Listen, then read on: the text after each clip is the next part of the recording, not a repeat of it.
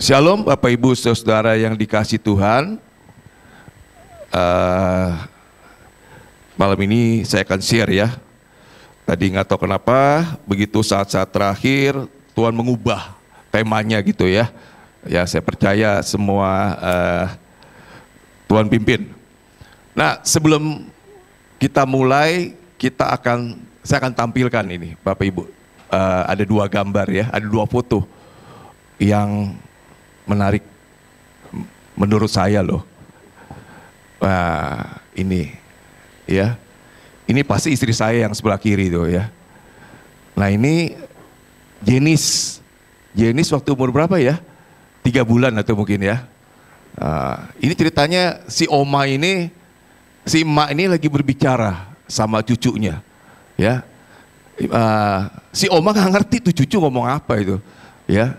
Si cucunya juga nggak ngerti omanya ngomong apa, tapi dua-duanya sepertinya menikmati itu, ya, menikmati, ketawa gitu ya. Ini yang foto kalau nggak salah Sisi kalau yang foto ya, nggak tahu ini yang foto ini. Tapi saya terkesan sekali akan foto ini gitu loh. Tapi tadi tiba-tiba ini foto udah lama, tiba-tiba saya diingatkan, coba tampilkan foto ini dan langsung gitu ya. Oh iya ada tema, saya ngerti yang Tuhan kehendaki gitu. Nah, terus ada lagi foto satu lagi nih, ada foto satu lagi. Nah ini juga. Ini Joella kalau nggak salah ini, ya ini juga si emak lagi ngobrol sama cucunya, ya cucunya ngomong apa si oma sih pernah dijamin nggak ngerti deh, ya omanya ngomong apa juga cucunya nggak ngerti, tapi mereka menikmati. Nah kadang-kadang ketidakmengertian kita itu kita bisa nikmati. Ya, malahan kadang-kadang kalau kita ini sok mau mengerti, ya, kadang-kadang malah menimbulkan keributan dan gak nikmat loh. Ya, saya ambil contoh kadang-kadang rumah istri saya nggak ngerti maksudnya apa. Istri saya kadang-kadang ngomong, saya nggak ngerti, akhirnya timbul perdebatan. Ya, nah kita itu pikiran kita, aku mesti ngerti, aku mesti paham. Nah, tapi kadang-kadang sekali lagi pengertian dan mau ngerti dan mau paham itu kadang-kadang menjengkelkan, Bapak Ibu ngerti nggak? Membuat kita tuh nggak menikmati, bahkan akhirnya bisa menimbulkan pertengkaran loh. Karena setelah ngerti satu punya pendapat, ini punya pendapat, akhirnya terjadi ribut. Tapi kalau kita lihat, mereka nikmatin tuh, ya dua-duanya nggak ngerti gitu loh. Ya, saya kasih tema di Instagram saya ini suara batin gitu loh, komunikasi batin namanya gitu. Ya, nah Bapak Ibu apa yang saya mau sampaikan? Yang saya mau sampaikan kadang-kadang kita dengan Tuhan gitu. Benar gak? Kita sama Tuhan tuh kadang-kadang mau gitu. Aku mau ngerti dulu, baru aku percaya. Benar gak? Aku mesti ngerti dulu, Tuhan maksudnya apa, Tuhan maunya apa, baru aku percaya. Padahal kalau kita lihat, baca Alkitab, Tuhan sebetulnya nggak ingin dimengerti. Dia lebih ingin dipercaya. Ya, gimana Bapak Ibu bisa mengerti firman Tuhan aja begini ngomongnya. Rancanganku bukan rancanganku. Ya, jalanku kata Tuhan bukan jalanmu. Seperti tingginya langit dengan bumi, demikianlah jalanku dengan jalanmu. Bagaimana kita mau mengerti? Tapi kadang-kadang kita memaksa untuk mengerti. Akhirnya kita tidak bisa menikmati hidup di dalam Tuhan. Benar nggak? Kenapa begini Tuhan? Kenapa begitu Tuhan? Kenapa mesti terjadi begini? Kapan Tuhan penggenapannya? Aku sudah lama berdoa, aku sudah lama doper, aku sudah lama bergumul. Kapan Tuhan? Terus bagaimana Tuhan Engkau menjawab doa-doaku? Bagaimana Engkau membereskan masalah ini? Kita tanya Tuhan gitu. Akhirnya bukan damai sejahtera yang dapat, tapi apa akhirnya? Kesel, sebel, akhirnya males, udahlah nggak usah Tuhan-Tuhanan. Ya, kalau kita baca di Alkitab, Tuhan sekali lagi Tuhan inginnya dipercaya. Makanya Tuhan tinggal di dalam hati kita loh. Ya, baca di Alkitab, Tuhan tuh tinggal di hati kita. Kenapa di hati kita? Karena hati kita untuk percaya. Tuhan tidak tinggal di otak kita. Ya, kalau Tuhan tinggal di otak kita, berarti Tuhan ingin dimengerti. Percaya dulu nak, percaya saja. Jalan-jalannya, caranya serahkan kepada Tuhan. Ya, karena apa sekali lagi? Ya, Kita nggak akan bisa ngerti Tuhan karena Dia terlalu besar. Dan saya masih tahu Bapak Ibu, kekristenan itu bukan untuk dimengerti. Ya, kekristenan itu bukan untuk dimengerti, tapi untuk dipercaya. Nah, akibatnya kenapa Bapak Ibu? Sekarang kan kekristenan untuk dimengerti. Makanya Bapak Ibu jangan heran kalau sekarang di antara satu pendeta, satu denominasi itu ribut. Karena mereka mencoba mengerti dan mendapat pengertian. Aku dapat pengertian kayak gini. Saya nggak tahu pengertian dari mana. Yang satu lagi bilang aku dapat begini. Akhirnya damai sejahtera atau ribut. Wah, saya terus terang berapa hari ini lagi nggak tahu kenapa sih. Sebetulnya nggak mencari di YouTube. Tiba-tiba kebuka aja. Ya nggak, pendeta ini ngomong, wah ini sesat gini. Ini harus gini. Yang ini ngomong, ini begini. Loh, ada apa ini sebetulnya? Karena mencoba memahami kekristenan dengan pengertian, dengan akal manusia. Nggak akan bisa Bapak Ibu. Semua harus diterima dengan hati percaya. Dan Tuhan suka kalau kita percaya kepada Dia. Amin. Amin. Sekali lagi, ini ngelihatnya asik ya. Kalau saya terus terang asik loh Bapak Ibu ngeliatnya. Ya. Ini namanya komunikasi batin dan saya percaya Tuhan pun ingin begitu. Ya udahlah, kamu nikmatilah. Kamu nggak usah ngerti aku bagaimana, karena Tuhan itu Maha Kuasa, Dia itu kasih, ya. Dia pasti memberikan yang terbaik buat kita. Kita tuh harus punya iman seperti itu, ya.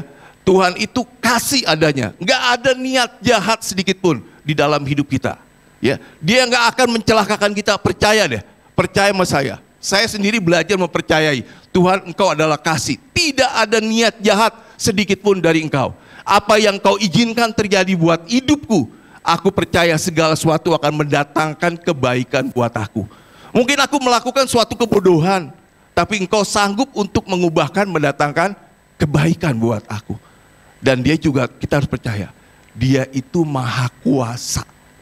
Nggak ada yang nggak mungkin, ya. Nggak ada yang nggak mungkin buat Dia. Segala sesuatu adalah mungkin dan bisa terjadi. Punya iman seperti itu, percaya seperti itu. Dan saya percaya, udah jalani, nikmati, berjalan bersama dengan Tuhan. Amin. Amin. Semangat tuh. Amin. Amin. Oke ya Bapak Ibu ya. Nah, Bapak Ibu,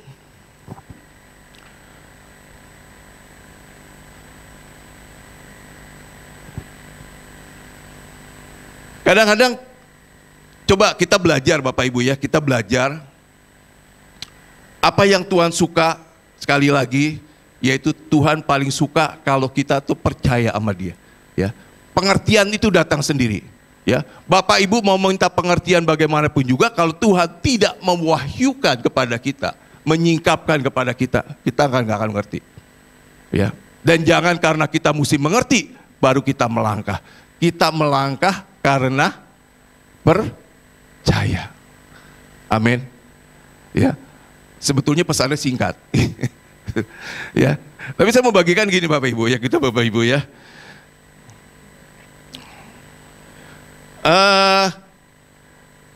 Saya mau ambil buka dari firman Tuhan dari 1 Yohanes pasal 2 ayat 2. Kita buka 1 Yohanes pasal 2 ayat 2.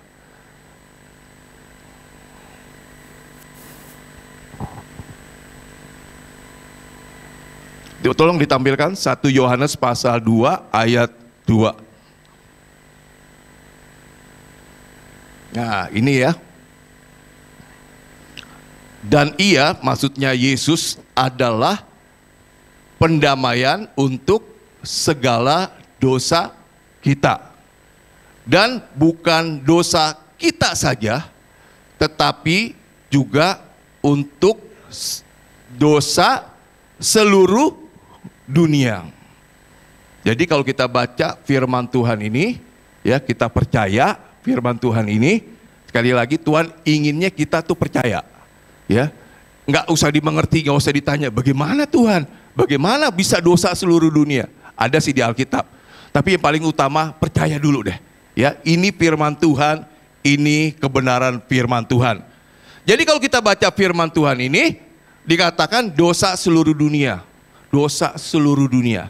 Jadi manusia apapun juga yang ada di dunia, mau suku apa, agama apa, ya, agama apa, suku apa, ras apapun juga, dari negara bangsa apapun juga, saya mau kasih tahu, ya, firman Tuhan mengatakan Yesus sudah mendamaikan semua dosa-dosa.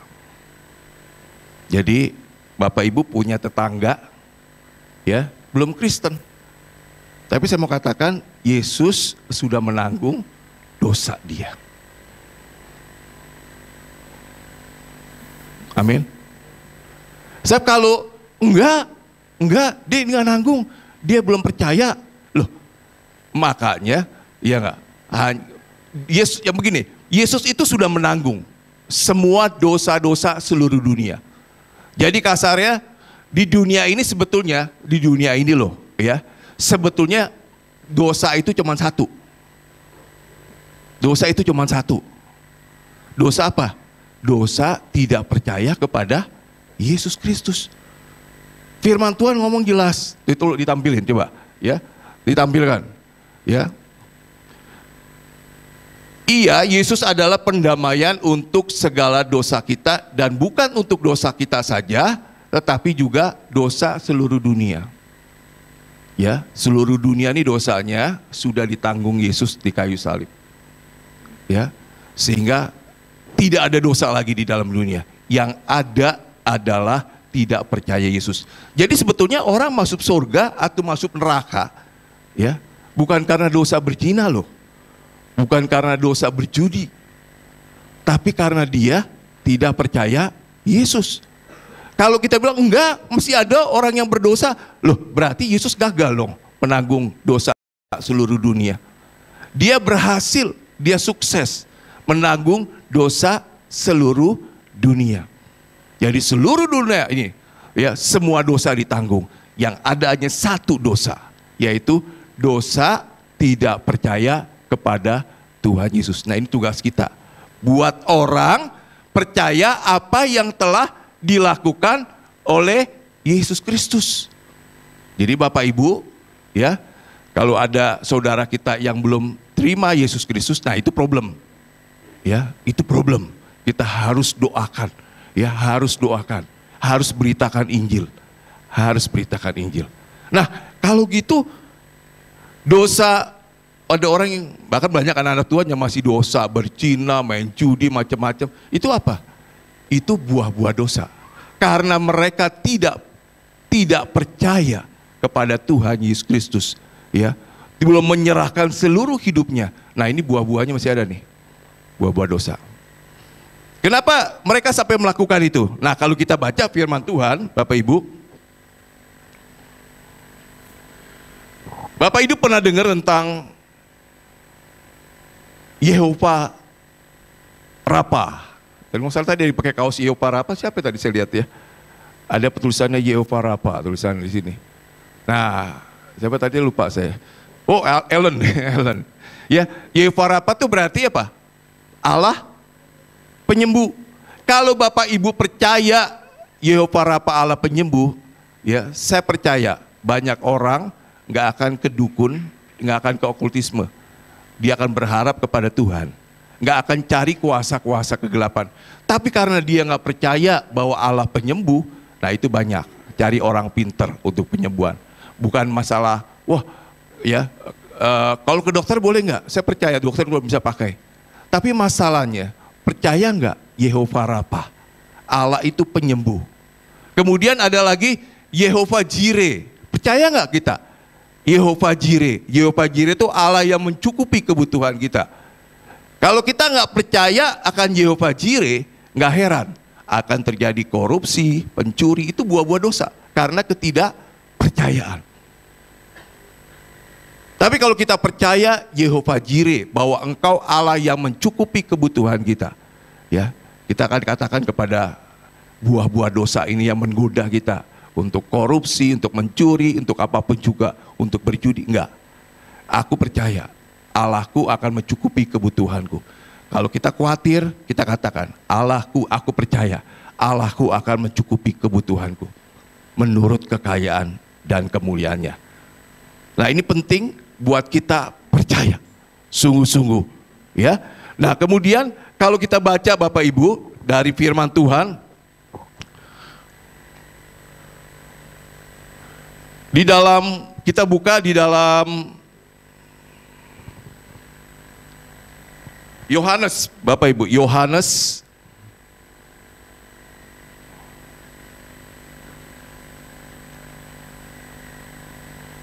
pasal 16 ayat 8 sampai dengan 11.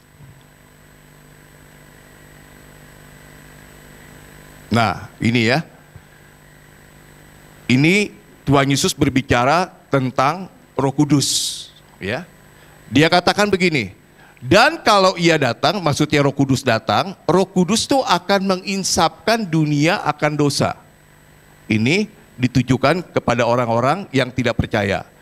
Kebenaran dan penghakiman. Kemudian ayat 19-nya, akan dosa karena mereka tetap tidak percaya. Nah, kalau Bapak Ibu lihat di dalam Alkitab, bahasa Yunaninya, ini dosa ini bukan dosa-dosa banyak, tapi dosa itu cuma satu ditulis, ya, dosa, yaitu apa? Karena mereka tidak percaya kepadaku. Tadi yang saya katakan, dosa di dunia ini cuma satu, yaitu nggak percaya kepada Yesus Kristus. Ini Roh Kudus tujuannya, minta Roh Kudus ingatkan. Bila ada teman, saudara, atau kita nginjili seseorang, kita berdoa, atau suami kita atau keluarga kita, Roh Kudus tolong ingatkan suamiku, anakku, bahwa mereka perlu engkau sebagai Tuhan dan Juru Selamat. Kemudian dikatakan, tadi di ayat 8, Roh Kudus bilang begini Bapak Ibu. Ayat 8, coba dibalik ayat 8. Ya, menginsapkan dunia akan dosa. Ini tugas Roh Kudus, tugas Roh Kudus. Kita hanya alatnya, ya. Kita hanya alatnya, ya. Kemudian kebenaran. Nah, kebenaran ayat 9-nya. Apa itu kebenaran? Dikatakan begini. Ya, lanjutnya. Ayat 10. Akan kebenaran karena aku pergi kepada Bapa dan kamu tidak melihat aku lagi. Kebenaran ini ditujukan buat kita. Jadi tugas Roh Kudus, ya, ada 3, ya, yaitu pertama menginsapkan dunia akan dosa. Hanya satu dosa, yaitu nggak percaya Yesus. Kemudian dikatakan mengingatkan kebenaran. Itu untuk kita, anak-anak Tuhan. Misalnya Bapak Ibu, tadi dikatakan, ya, kita ini dibenarkan oleh pengorbanan Tuhan Yesus. Tuhan Yesus mati di kayu salib, ya, ya, semua dosa-dosa kita ditanggung oleh Tuhan Yesus dan kita dibenarkan di hadapan Bapa. Ini kebenaran. Jadi Bapak Ibu, kalau selama ini mungkin masih ada yang rasa bersalah, masih ingat-ingat dosa-dosa yang dulu, ya, trauma-trauma masa lalu, minta Allah Roh Kudus, ya, ingatkan akan kebenaran. Bahwa semua dosa-dosaku, semua kejahatanku, semua pelanggaranku sudah ditanggung Tuhan Yesus di kayu salib. Minta Allah Roh Kudus, sekali lagi, mengingatkan kebenaran, yaitu apa? Pengorbanan Yesus di kayu salib. Sudah selesai, sudah tuntas. Bahkan dikatakan pada waktu Yesus bangkit dari kematian, kita yang percaya ikut dibangkitkan menjadi ciptaan baru. Pada waktu Yesus naik, duduk di sebelah kanan Allah Bapa, dikatakan kita ikut bersama dengan Yesus. Karena kita tinggal di dalam Yesus. Berarti apa? Kita punya kuasa dan punya otoritas. Nah, mungkin Bapak Ibu ada yang gak ingat, ya, masih ada yang hidup di dalam ketakutan, masih hidup kok merasanya begini-begini, minta Roh Kudus. Ingatkan kebenaran-kebenaran kepada kita. Dia akan mengingatkan. Ini tugas Roh Kudus. Ya, ini tugas Roh Kudus loh. Roh Kudus sekali lagi diutus buat kita anak-anak Tuhan untuk mengingatkan siapa kita di hadapan Tuhan. Dia tidak akan mengingat-ingatkan dosa-dosa kita.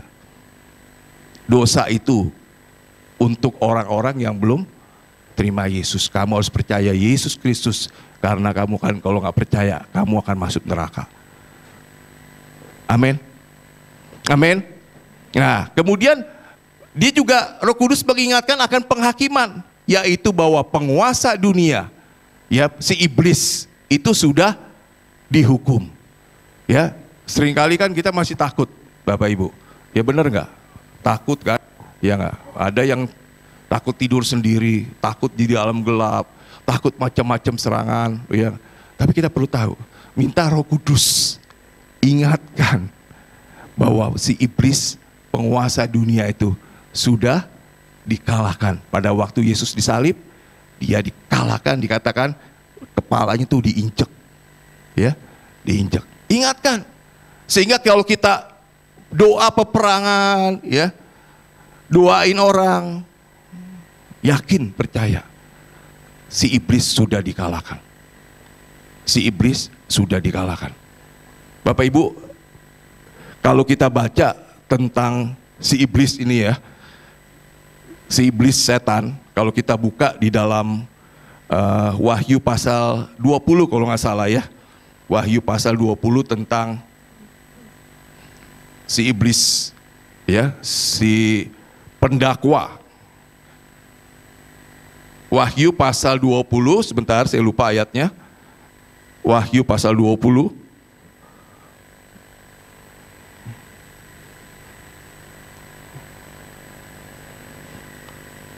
Ayat 1, ya. Ini tentang akhir cerita tentang si iblis, si ular naga, ya. Kemudian dikatakan begini, lihat, aku melihat seorang malaikat turun dari sorga, memegang anak kunci jurang maut, dan suatu rantai besar di tangannya. Ia menangkap naga. Naga itu gambaran iblis setan, si ular tua, yaitu iblis dan Satan. Dan ia mengikat 1000 tahun lamanya. Lalu melemparkannya ke dalam jurang maut dan menutup jurang maut itu dan memeteraikan di atasnya, supaya ia jangan lagi menyesatkan bangsa-bangsa sebelum berakhir masa 1000 tahun. Kemudian daripada itu ia akan dilepaskan untuk sedikit waktu lamanya. Jadi kalau kita lihat ceritanya si iblis, Bapak Ibu ya, dikatakan seorang malaikat, nggak usah satu kompi, ya, nggak usah pasukan malaikat, seorang malaikat turun, dikatakan bawa rantai dan bawa kunci jurang maut. Satu orang loh, malaikat. Di sini nggak bilang malaikat-malaikat. Si iblis itu diseret, ya, si ular naga nih, kemudian dimasukkan ke jurang maut, gitu ya, ditutup, dimeteraikan, nggak bisa apa-apa sampai 1000 tahun, kerajaan 1000 tahun. Kira-kira kalau begitu iblis perkasa nggak? Hah? Perkasa nggak iblis? Saya ngelihat nggak.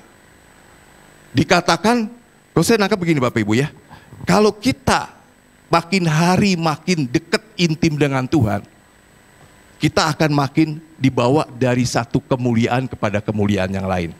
Terus ya, jangan kaget kalau nanti misalnya Benny ya intim terus dengan Tuhan, kau akan ngeliat, kumben ada sesuatu yang lain loh, aku lihat dari diri kamu loh, aku nggak ngerti, kok begitu engkau datang seperti kayak ada hadirat Tuhan, karena Benny bergaul terus intim dengan Tuhan, kemuliaan Tuhan itu terpancar, nempel, kasih memenuhi Benny, dan itu dialami oleh Musa, ketika Musa 40 hari 40 malam ketemu Tuhan, berbicara dengan Tuhan, begitu dia turun, mukanya bersinar, tubuhnya bersinar, sampai anak bangsa Israel nggak tahan melihat, udah pakai tutup, gitu, ya. Saya percaya gitu. Nah iblis itu Bapak Ibu, dia tuh makin hari kan kerjaannya kan ngelawan, iya nggak, berontak terus kan, iya nggak, berontak terus, jauh dari persekutuan dengan Tuhan, persekutuan dengan Bapa surgawi jauh. Nggak heran, saya lihat kemuliaannya makin turun, makin turun, makin turun, makin turun. Akhirnya hanya seorang malaikat membawa dia, menyeret dan lempar ke jurang maut. Jadi apa Bapak Ibu? Kalau Bapak Ibu ingin perkasa di hadapan Tuhan, bergaul intim dengan Tuhan, dekat masuk terus dalam hadirat Tuhan. Saya percaya Bapak Ibu, ya, saya percaya kita akan terimpartasi hadirat Tuhan, kemuliaan Tuhan, hikmat Tuhan. Amin. Ya, saya percaya keadaan makin jahat, makin buruk apapun juga, kalau kita intim dengan Tuhan, ya, intim terus dengan Tuhan, terus dekat sama Tuhan, ya, nggak tahu gimana, saya percaya ada hikmat Tuhan, ya, ada damai sejahtera Tuhan, ya, ada kemuliaan Tuhan, ada penjagaan Tuhan di dalam kehidupan kita. Amin, amin.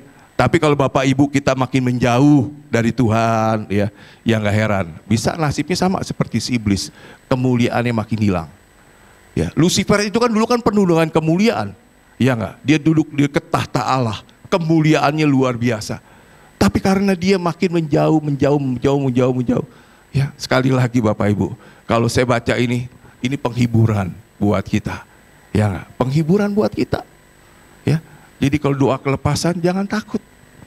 Ya, bisa Bapak Ibu kita lakukan sendiri semua.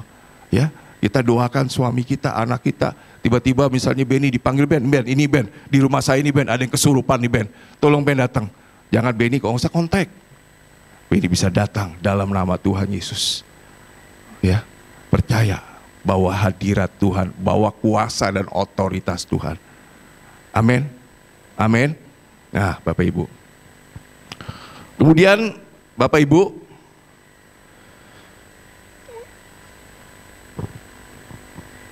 saya ingin bacakan pula dari firman Tuhan. Perlu buat kita ini benar-benar percaya sama Tuhan, ya, melekat sama Tuhan. Kalau kita buka Mazmur pasal 37 ayat 7.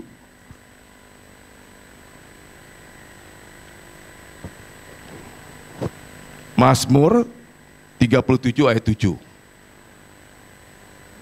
Ya.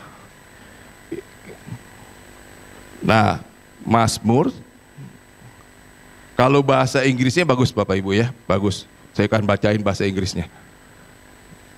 Atau bisa ditampilin nggak? King James Version atau apa gitu di situ?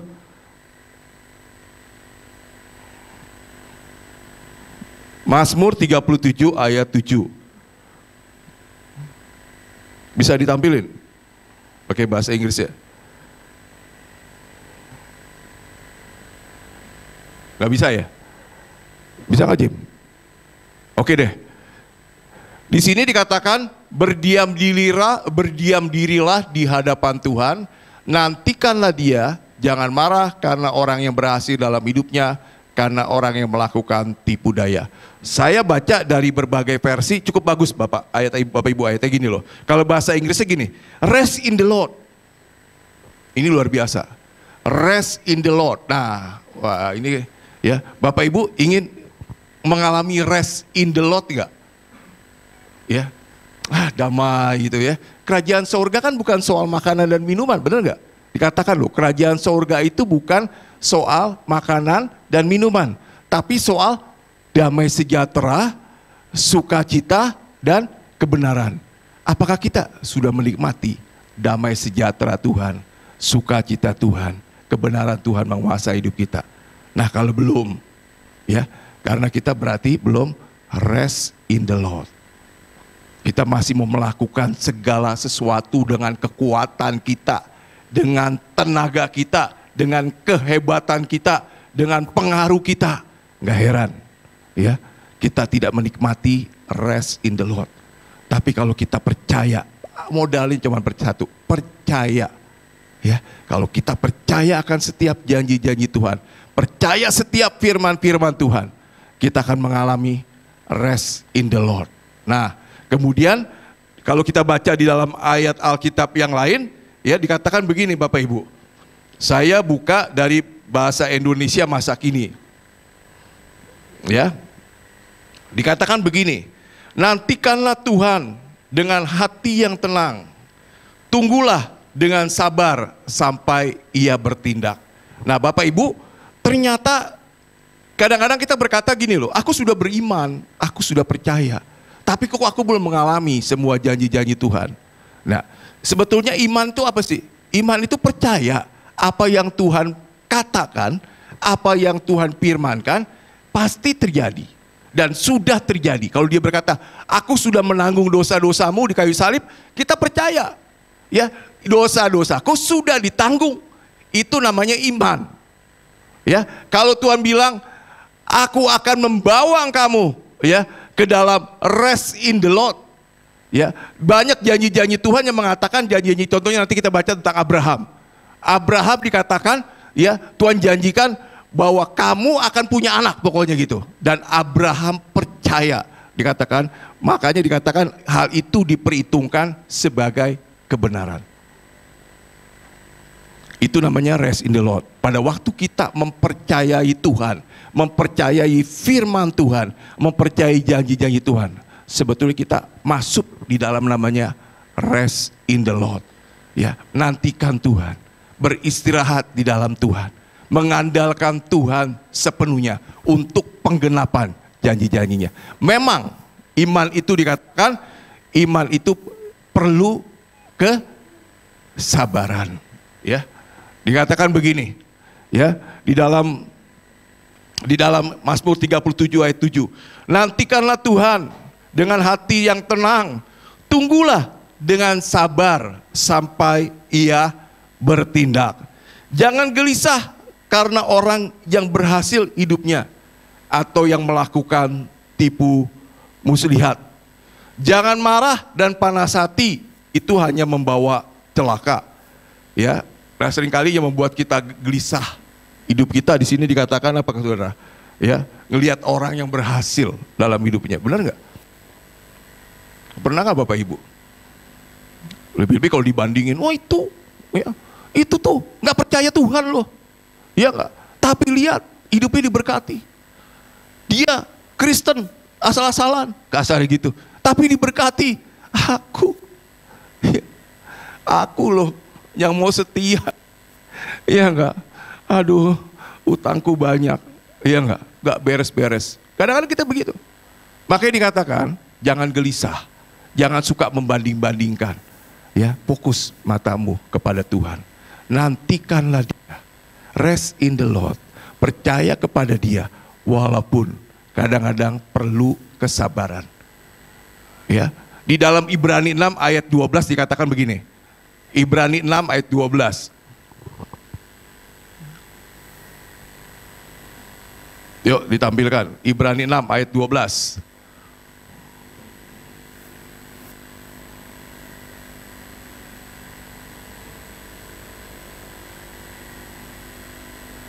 Ibrani pasal 6 ayat 12.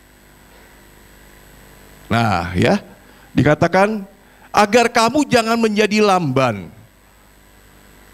Atau di dalam terjemahan lain, jangan kamu menjadi malas. Tetapi menjadilah penurut-penurut mereka yang oleh iman dan kesabaran mendapat bagian dalam apa yang dijanjikan Tuhan.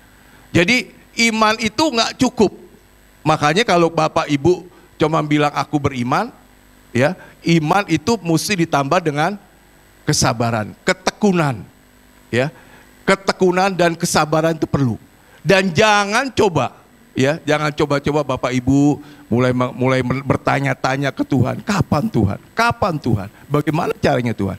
Percaya saja, ya. Apa yang Bapak Ibu sekarang sedang doakan, gumuli, ya, bawa ke hadapan Tuhan. Percaya akan janji Tuhan, akan firman Tuhan. Ya, saya boleh usulin kalau kita ada masalah, ya, sakit penyakit, terus terang ini juga sakit telinga saya ini belum beres tuntas nih Bapak Ibu. Tapi saya pegang terus janji Tuhan. Ya, Tuhan, bilur-bilurmu menyembuhkan. Aku percaya roh terobosan, roh kesembuhan mengalir ke pendengaran telinga kiriku sehingga bisa pulih kembali, ya, bisa pulih kembali. Terus aku doa, saya confess, saya pengakuan. Terus saya katakan, kapan? Nggak tahu. Yang penting saya jalani dengan percaya bahwa Tuhan sanggup melakukannya dengan caranya dan waktunya. Amin. Kalau kita bisa begitu Bapak Ibu, kita akan mengalami rest in the Lord. Ya, rest in the Lord. percaya kepada Tuhan sepenuhnya. Nah, Bapak Ibu, sekali lagi iman itu apa? Iman itu mempercayai Tuhan sepenuhnya. Apa yang Tuhan firmankan itu pasti akan terjadi dan akan digenapi. Apa yang Tuhan katakan telah, berarti itu sudah menjadi bagian kita. Nah, di dalam Ibrani pasal 12 kalau salah, pasal tentang iman. Ibrani pasal berapa ya? Iman adalah, bukan. Iman itu timbul dari pendengaran. Benar gak? Pendengaran akan firman Kristus. Wah, luar biasa. Ya, karena ada terjemahan yang mengatakan iman itu timbul dari pendengaran akan firman Allah. Tapi saya lihat, saya perhatikan, ini kok bukan firman Allah, tapi firman Kristus. Apa sih bedanya firman Allah sama firman Kristus? Pernah kepikir nggak? Ini saya terus lagi pikirin, apa sih firman Allah, apa sih firman Kristus? Dan dikatakan iman itu timbul karena pendengaran. Pendengaran oleh firman Kristus, bukan firman Allah. Ternyata Bapak Ibu, ternyata nih kalau saya baca, saya renungi, saya cari di Google, saya cari ya. Ini beda ternyata. Kalau firman Allah itu semua loh, Alkitab. Bukan salah, bukan berarti kita nggak boleh baca. Boleh, pasti kita mesti baca. Tapi firman Kristus itu tentang apa yang Yesus Kristus lakukan.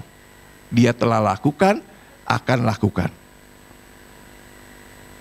Saya mau bagi contoh, kita buka tentang 2 orang murid yang berjalan ke Emmaus. Itu kalau nggak salah, kita buka di dalam Lukas, ya. Lukas pasal 24. Tadi tentang iman, ya, di Roma 10 ayat 17 dikatakan, ya, iman itu timbul dari pendengaran, pendengaran akan firman Kristus. Bapak Ibu nanti di rumah baca. Nah, kita baca dari Lukas pasal 24. Ya, Lukas pasal 24.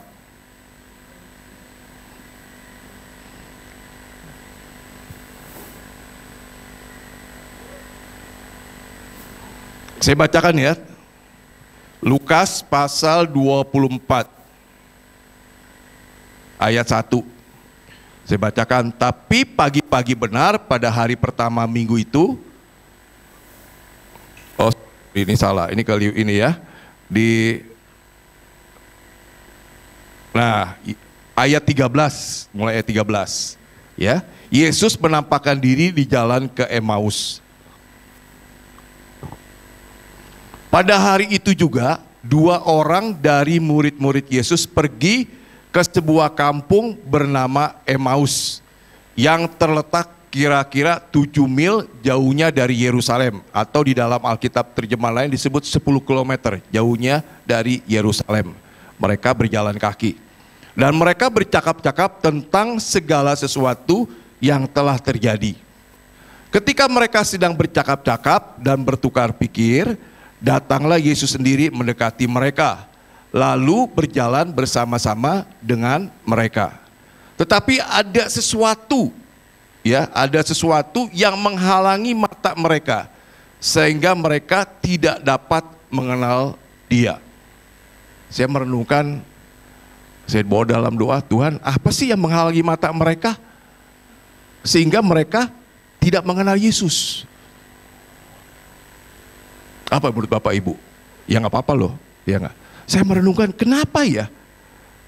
Saya merenungkan ada 2 sebetulnya. Saya bilang ada 2 kemungkinan. Pertama, Yesus sudah memang dengan tubuh kemuliaan. Beda dengan tubuh waktu dia sudah tubuh kebangkitan. Ya. Kedua, karena paradigma loh. Bapak Ibu ngerti?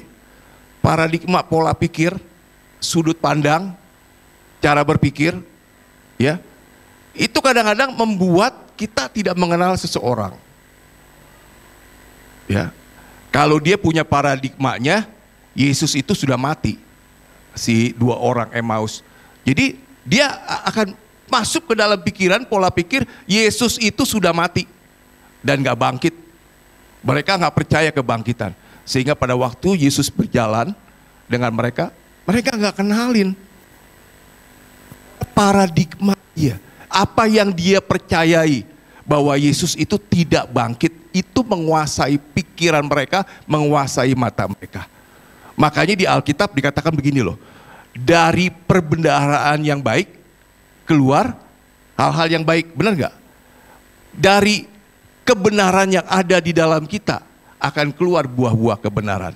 Maksudnya begini loh, Bapak Ibu, kita harus percaya ya firman Tuhan. Kita harus percaya juga apa yang firman Tuhan katakan tentang diri kita.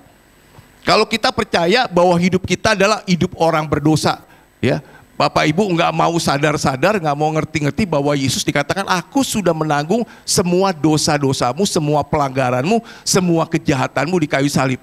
Dan kamu sekarang adalah dibenarkan di hadapan Allah. Sehingga kamu bisa setiap saat masuk ke dalam hadirat Tuhan, masuk ke ruang Maha Kudus, bertemu dengan Bapa, membawa doa-doa Bapa, doa saudara, membawa penyembahan saudara.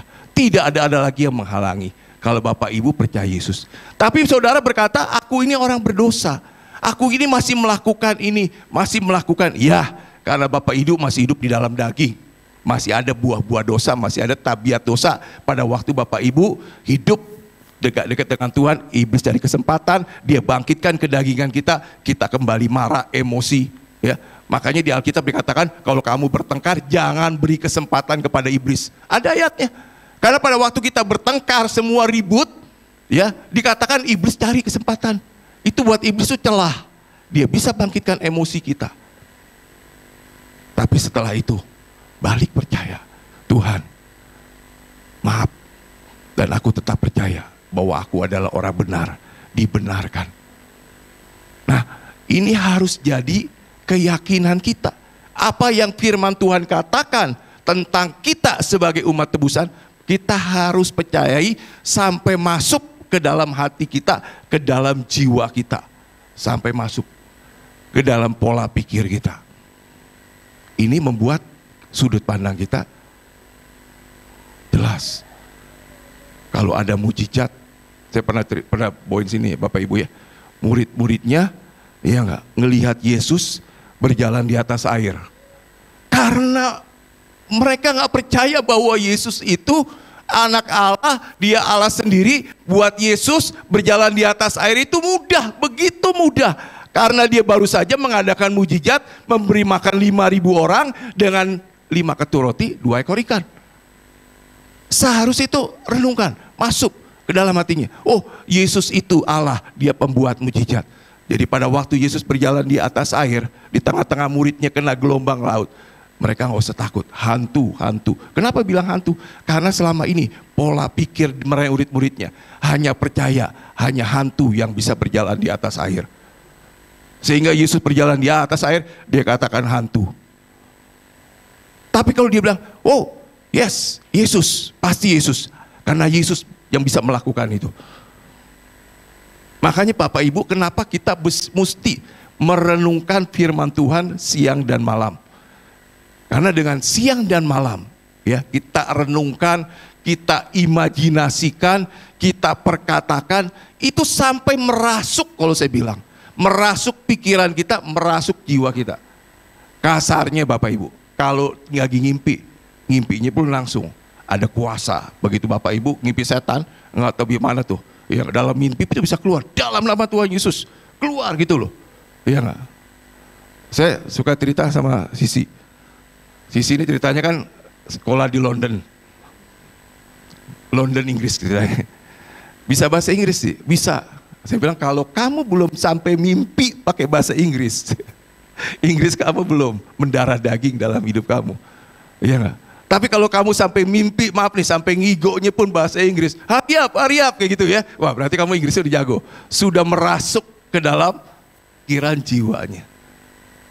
Jadi kalau Bapak Ibu, ya, Bapak Ibu nih, anak-anak Tuhan, ya, baca firman Tuhan, sampai ngimpi ketemu setan Bapak Ibu lari, berarti firman Tuhan belum merasuk ke dalam pikiran Bapak Ibu, ke dalam bawah sadar Ibu. Benar, serius. Saya terus terang kadang-kadang saya ini ngomong terbuka aja, saya suka ngigo, suka mimpi. Dan mimpinya selalu perang, ya enggak? Itu yang paling tahu saya istri saya masih. Tapi saya seru, saya merasa menikmati sekali. Karena pada waktu saya ngimpi, saya ngelawan setan, saya bilang kalau belum ketangkep itu setan itu loh, saya kejar, kok gitu loh Bapak Ibu. Iya nggak? Karena saya senang, dia lari terbirit-birit gitu loh. Iya nggak? Nah kita tuh mesti begitu. Iya nggak? Merasuk firman Tuhan itu harus merasuk ke dalam jiwa kita, dalam pikiran kita. Dan itu yang bisa menyembuhkan kita, bisa memulihkan kita. Amin. Amin. Nah, oke, kita lanjutin tentang perjalanan ke Emmaus. Kemudian kita melihat Yesus berkata kepada mereka, apakah yang kamu percakapkan sementara kamu berjalan? Maka berhentilah mereka dengan muka muram.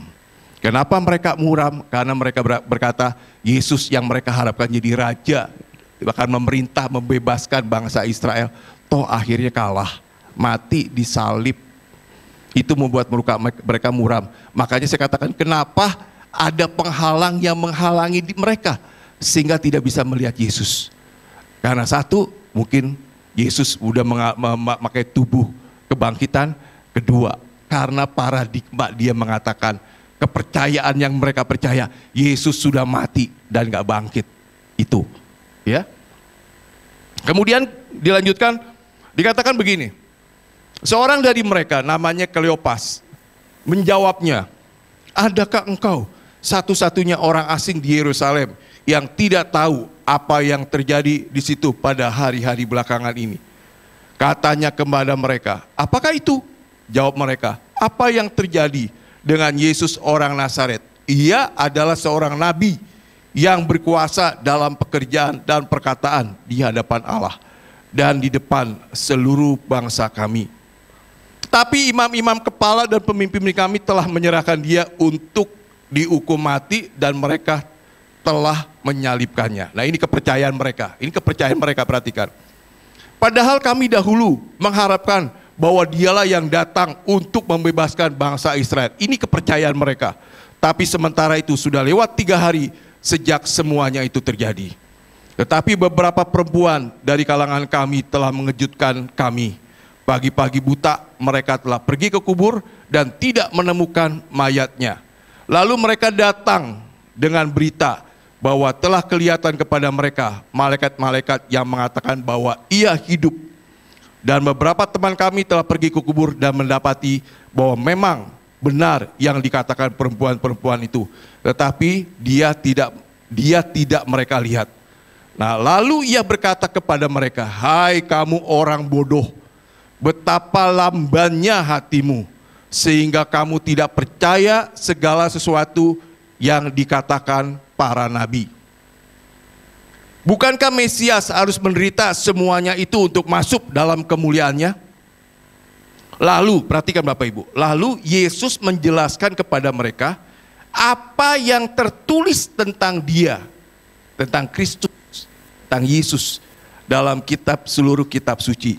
Mulai dari kitab Musa kan kitabnya Kejadian, Keluaran, Bilangan, Ulangan, Imamat, ya, segala kitab nabi-nabi. Mereka mendekati kampung yang mereka tuju, lalu ia berbuat seolah-olah hendak meneruskan perjalanannya. Sampai di sini dulu. Jadi Yesus ini menjelaskannya apa? Saya percaya dia menjelaskan tentang firman Kristus. Dia bilang, apa kamu nggak tahu yang tertulis dalam kitab Musa dan kitab para nabi tentang dia, tentang Kristus? Bapak Ibu, ternyata kalau kita baca Alkitab dari kitab Kejadian sampai tadi nabi-nabi, itu semua ada diceritakan tentang Yesus. Percaya nggak? Dan ini yang Yesus sampaikan kepada 2 orang di Emmaus. Saya beri contoh begini, ya, Saya beri contoh begini Bapak Ibu. Kita baca nih di Alkitab. Bapak Ibu tahu dong kejadian ketika Adam dan Hawa jatuh ke dalam dosa, benar? Kemudian Allah berkata, aku akan mengadakan permusuhan antara keturunanmu dengan keturunan si ular. Si ular ini, keturunan ular akan matuk tumitnya, tapi keturunanmu akan menginjak kepala ular. Yesus berkata, itu aku loh, ini aku, gitu loh, ya. Kemudian Adam dan Hawa jatuh ke dalam dosa, benar gak? Kemudian bikin pakai daun ara, cawat dari daun ara. Tuhan bilang, ganti dengan kulit binatang. Ada darah yang dikorbankan keluar. Yesus berkata, ini gambaran penebusanku di kayu salib. Darahku tercurah untuk menghapus semua dosa manusia. Firman Kristus tuh. Kemudian Bapak Ibu cerita tentang Nabi Nuh. Ya, disuruh bangun Batra. Kemudian dikatakan apa? Suruh orang sebanyak mungkin sebetulnya masuk ke dalam Batra. Pasti tidak akan kena air bah. Yesus berkata, akulah Batra. Akulah Batra itu. Barang siapa masuk ke dalam aku, percaya kepadaku, dia akan diselamatkan. Itu firman Kristus. Kemudian cerita lagi, Bapak Ibu, tentang Yom Kippur. Tahu ya perayaan Yom Kippur kan?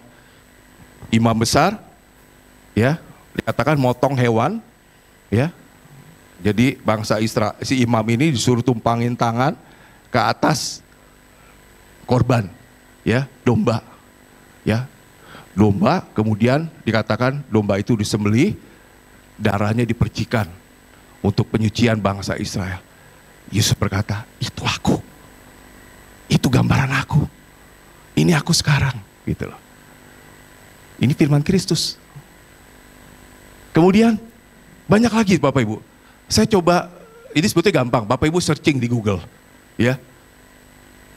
Kemudian pada waktu Abraham mengorbankan anaknya Ishak, anaknya yang tunggal.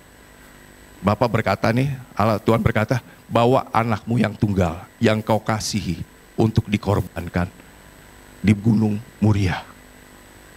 Ya, pada waktu mau dikorbankan, karena Abraham setia, Tuhan berkata, stop Abraham, stop. Ya, jangan kau bunuh anakmu. Dikatakan kemudian Abraham melihat domba, ya, yang tanduknya kena kena ranting. Yesus berkata, ini aku loh, domba yang menggantikan dosa seluruh manusia. Ini Kristus, firman Kristus. Dan banyak lagi. Saya merasa ini bagus sekali Bapak Ibu. Kalau kita buat PR, ya, buat PR. Seperti yang Yesus jelaskan kepada dua murid yang perjalanan ke Emmaus. Kita akan lihat, belajar di mana Yesus menyatakan dirinya, ya, menyatakan dirinya. Pasti ada semua dikatakan, dan itu membuat iman kita makin semangat loh. Ya, ternyata memang Bapa sudah merencanakan itu semua. Semua sudah tercantum di dalam kitab. Dan dikatakan ketika murid-muridnya, ya, kita lanjutin ya. Mereka mendekati kampung yang mereka tuju, lalu ia berbuat seolah-olah hendak meneruskan perjalanannya. Tetapi mereka sangat mendesak katanya, tinggallah bersama-sama dengan kami, sebab hari telah menjelang malam dan matahari hampir terbenam. Ya, ini pernah kemarin berapa minggu yang lalu disampaikan oleh Pak Hengki. Ya, Yesus itu nggak pernah maksa. Yesus itu nggak pernah maksa kita. Dia menyerahkan free will, kehendak bebas kita. Ya, kehendak bebas kita. Kita mau terima dia, mau manggil dia. Ya, itu dikatakan itu kehendak kita. Tuhan tidak pernah mengintervensi kehendak bebas kita, ya. Kemudian dikatakan, lalu masuklah ia untuk tinggal bersama-sama dengan mereka.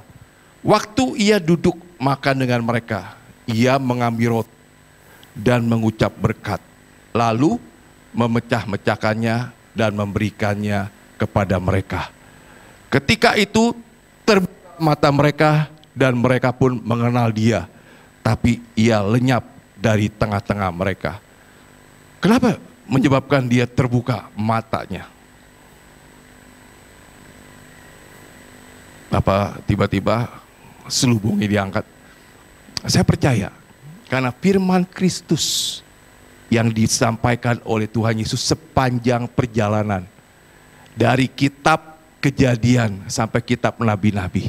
Oh, dikatakan hati mereka tuh dikatakan, nggak heran ya, hati kita membara.